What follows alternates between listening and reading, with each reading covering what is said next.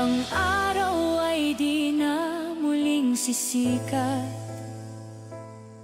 sa mga politikong puro pasikat. Nasa bayan, wala man lang pasasalamat, nabaon sa utang at naiwang mga sugat. Pera ang timbangan ng hustisya.